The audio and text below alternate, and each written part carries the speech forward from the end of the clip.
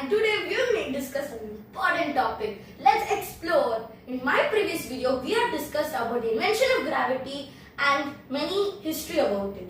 And in this video, we are going to discuss the part 2 version about who invented calculus and its important thing, the evidence. So come on, let's dive deeper. Around 14th century, 200 years before Isaac Newton, our Indian scientist who was a great Indian scholar and is also a mathematician. First, Madhava or Sangrama, he is from Kerala. Another scientist, his name is Jastadeva, he is also from Kerala. They both discovered an important concept. First, let's talk about Madhava. He discovered step-by-step methods, calculation, trigonometry calculation, and also found the accurate value of pi. He also named it as pi. These calculations were somehow similar to how we solve calculus, but somehow he was not credited or acknowledged for his work.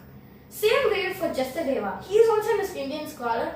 He is an astronomer and also a mathematician. He is known for a famous work called as Yukti Bhasha. Yukti Bhasha was actually discovered around 16th century.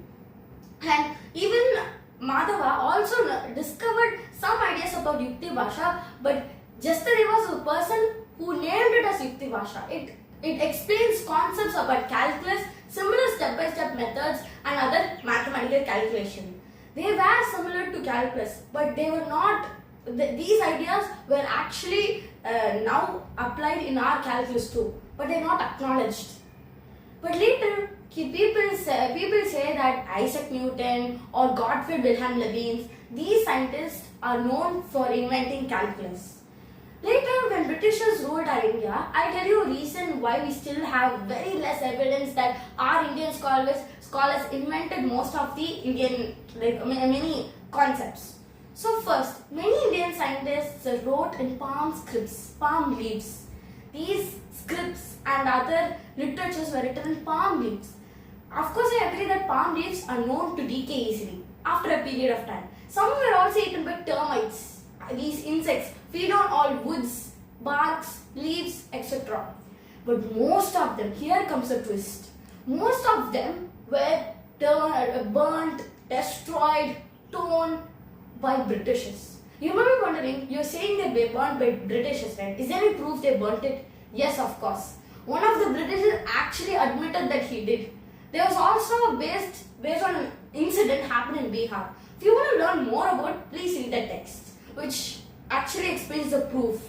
Here's actually exact proof.